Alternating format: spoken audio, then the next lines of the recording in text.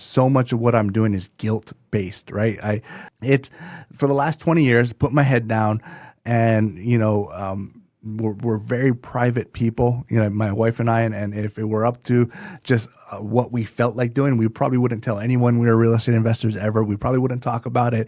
And that's what we did most of our career. It started out with we had no right talking to people because we were still trying to figure it out ourselves, right? And then we got to the point where we figured it out and we're seeing the level of success, but it's to the point of, do we really want to talk about it, right? So there's this privacy issue.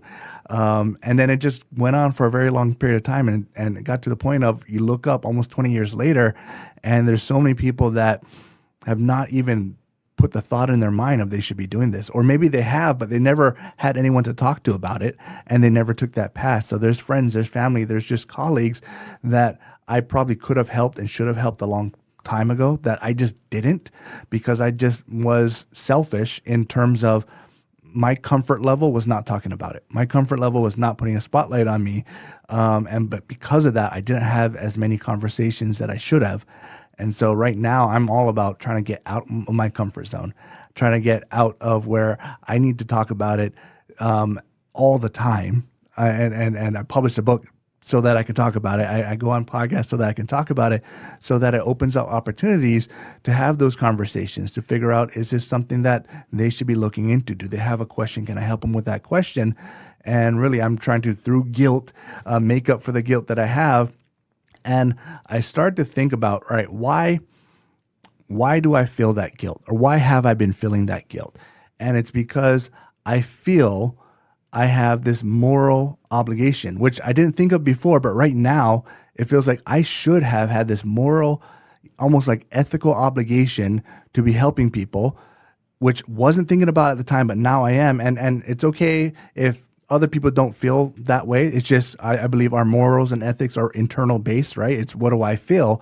And so we think about, I was not meeting my own ethical and moral obligations by not becoming who I'm supposed to become as successful, or become as known, or become as whatever it may be, because me achieving those levels of success, or just brand, if you will, allows me to help more people. So we have a holiday party coming up in my office, and it's a superhero themed holiday party, which we pick a random theme. So I was thinking, okay, what kind of superhero are we dressing up to go to this Christmas party to? And so obviously Superman is one of the most well-known superheroes out there.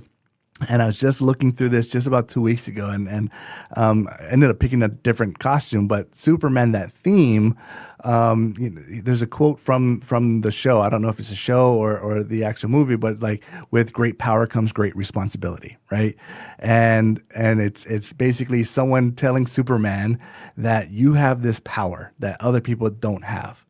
So you have to live up to your responsibility. And if we just think about, if Superman, it's one of the tangents that I go on, if Superman just stayed at home and decided to just watch football and drink all day, and that was hit, and he's like, I have this power, but I don't want to use it, I don't want to help anyone, right? We would all feel like, man, that's not right. And just think about, each of us have a great power and a great responsibility to do something great. I believe that in this world, whether it's for yourself, whether it's for your family, whether it's your community, whether it's for life, we all have the potential to just change the world to an effect. And we don't know what that potential is, right? And we have this power, but so many of us never get to the point of reaching our maximum potential.